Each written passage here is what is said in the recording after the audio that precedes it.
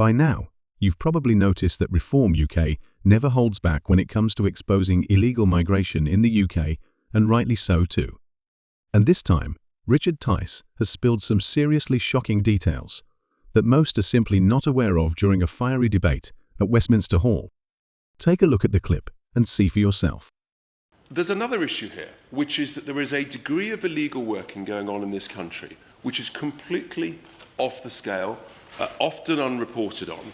And it is, for example, in the fast food delivery companies, give or take 40 to 50% of all fast food deliveries are now being carried out by people who are on sub-accounts that they rent from the original account holder with these delivery companies. And they pay 50, 60 quid a week. They get it from Facebook. And why would you pay someone else for a sub-account if you can have the original account for free? There can only be one reason, and that is because you are working illegally. And if any of you enjoy the pleasures of fast food deliveries to your home, I would just say to anybody, look at the person delivering it compared to the person who was supposed to deliver it. And you will very, very often see that it's not the same person.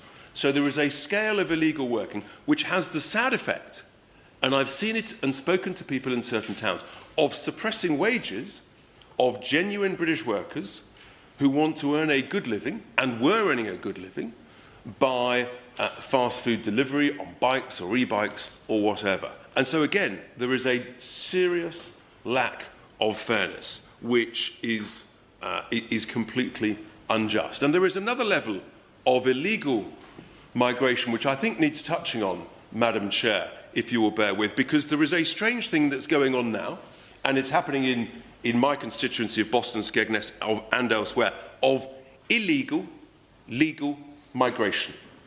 So where you've got people who are coming here on a visitor visa, and this is a whole racket that's going on, and it's massive business.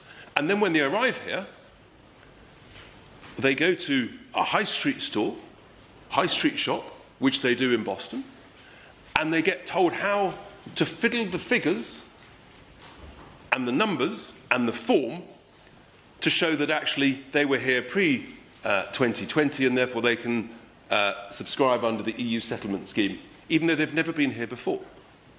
And so that then gives them a national insurance number for overseas, and that then entitles them to work, and then soon after that entitles them to claim benefits, and you end up with another level of illegality that is much, much greater than anybody dares talk about up and down the country.